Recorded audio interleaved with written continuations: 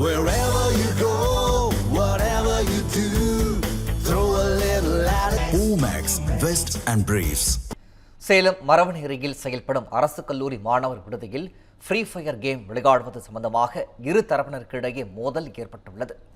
இதுகுறித்த விவரங்களை செய்தியாளர் கண்ணன் வழங்க கேட்கலாம். கண்ணன், கூடுதல் விவரங்கள். வணக்கம் பிரகாஷ். சேலம் வின்சென்ட் பகுதியில் அரசு கலைக்கல்லூரி செயல்படுகிறது. இதில் படிக்கும் ஆதி திராவிடர் மற்றும் பிற சமூகத்தைச் சேர்ந்த மாணவர்கள் படிப்பதற்காக சேலம் மரவநேரி பகுதியில் சமூக நல விடுதி செயல்பட்டு வருகிறது. இந்த விடுதியில் 150க்கும் மேற்பட்ட மாணவர்கள் தங்கி பயின்று வருகின்றனர். இந்நிலையில் அங்கு விடுதிக்கு போதிய பாதுகாப்பு இல்லை எனவும் அடிப்படை வசதிகள் எதுவும் இல்லை எனவும் குற்றச்சாட்டு நிலை வந்தது. இந்நிலையில் மாணவர்கள் ஃப்ரீ கேம் விளையாடுவதை வழக்கமாக கொண்டுள்ளனர். இதில் இரண்டு தரப்பினரிடையே மோதல் போக்கும் தொடர்ந்து நீடித்து வருகிறது. இது குறித்து விடுதி நிர்வாகத்திடம் புகார் அளித்தும் எந்தவித நடவடிக்கையும் எடுக்கப்படவில்லை. இதனால் இந்நிலையில் நேற்று நள்ளிரவு 12 மணி அளவில் விடுதிக்குள் மாணவர்களிடையே ஃப்ரீ ஃபயர் கேம் விளையாடுவதில் மோதல் போக்கு ஏற்பட்டது. இதில் ஒரு பிரிவினருக்கு ஆதரவாக வெளியாட்கள் சக மாணவர்களை அவர்களின் அறைகளுக்குள் புகுந்து சரமாரியாக தாக்குதலில் ஈடுபட்டுள்ளனர். அது மட்டுமின்றி காரச்சார வாக்குவாதங்களிலும் ஈடுபட்டுள்ளனர்.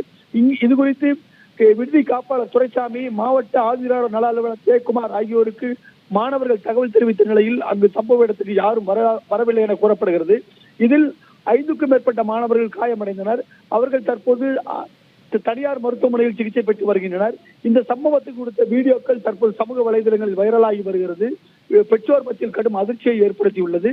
இருந்த போதிலும் இந்த தாக்குதல் குறித்து இதுவரை யாரும் தங்களுக்கு புகார் அளிக்கவில்லை என்ற போதிலும் அஸ்தம்பட்டி போலீசார் தற்போது சம்பவ இடத்தில் விசாரணை நடத்தி வருகின்றனர். இந்த சம்பவத்தை அடுத்து அரசு கல்லூரியிலோ அல்லது விடுதியிலோ எந்தவிதமான அசம்பாவிதங்கள் ஏற்படாமல் இருக்கவும், மாணவர்களுடைய மோதலை தடுக்கவும் போலீஸ் குவிக்கப்பட்டு பலத்த பாதுகாப்பு போடப்பட்டுள்ளது. அதே நேரத்தில் இதுபோன்ற சம்பவங்களை தடுத்து நிறுத்த வேண்டும் என சமூக ஆர்வலர்களும் பெற்றோர்களும் கோரிக்கை விடுத்துள்ளனர்.